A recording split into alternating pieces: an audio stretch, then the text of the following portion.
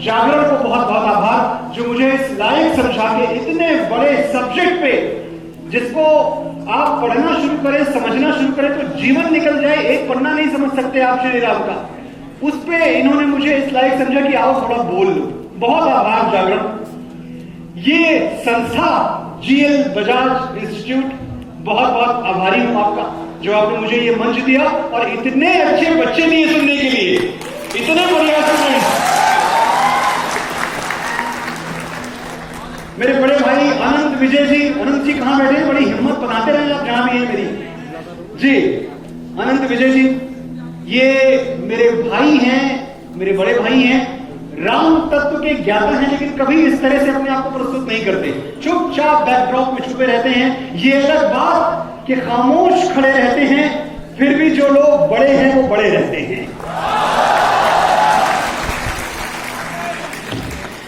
साथियों, ये जो तारीफों भरी तालियां बजाकर आपने मेरा स्वागत किया, इसके लिए बहुत बहुत आभार। लेकिन एक डिस्क्लेमर डालना मैं बहुत जरूरी समझता हूं, क्योंकि शब्द और वाणी दोनों मां शारदा की देन है। इसमें लिखने वाले का, बोलने वाले का कोई बहुत बड़ा रोल नहीं होता, मेरी कोई बहुत बड़ी भूमिका नहीं है। मेरे शब्दों में उजाला तभी तक है जब तक वहां से करंट आ रहा है। तारीफों के लायक ना शोहरत का हकदार हूं, सारी बिजली उसकी है, मैं तो केवल तार हूं।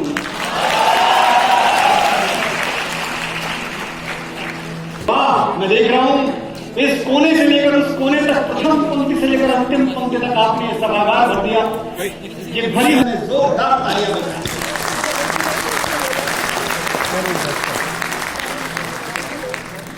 साथियों, ये तो हम सबको पता ही है कि जहां भी श्री राम का यशगान हो रहा होता है, वहां किसी न किसी कोने में, किसी न किसी आसन में कोई न कोई रूप लेकर बजरंगबली विराजमान होते हैं। तो यहां भी कहीं न कहीं तो बजरंगबली बैठे होंगे, उनको हमारा प्रणाम। अदृश्य हैं पर हमें दिखाई दे रहे हैं। सिंदूर तन पे मल के ज्वाला से जगमगाए, कानों के दोनों कुंडल तारों से झिलमिलाए, संभव नहीं हमारे ये पांव लड़खड़ाए, थामे हुए हैं हमको हनुमान की भुजाएं। बोलो पवन पुत्र हनुमान की।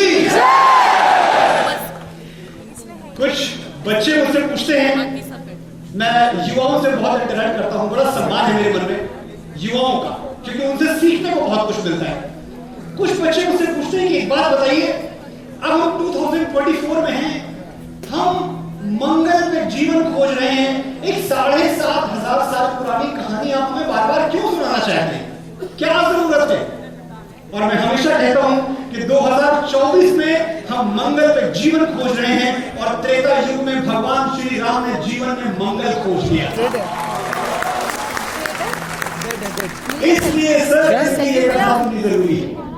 हम बहुत आगे जा चुके हैं, बहुत आगे निकल चुके हैं। हमने पक्षियों की तरह आकाश में उड़ना सीख लिया, हमने मछलियों की तरह समुद्र में तैरना सीख लिया। अब एक ही चीज सीखनी बाकी है, हम इंसान की तरह जमीन में रहना सीख जाएं। और ये हमें कौन सिखाएगा? ये हमें भगवान श्री राम सिखाएंगे। मैं बार बार ये बात कहता हूं और अपनी ऑब्जर्वेशन की वजह से कहता हूं, लिखी बड़ी बात नहीं कहता।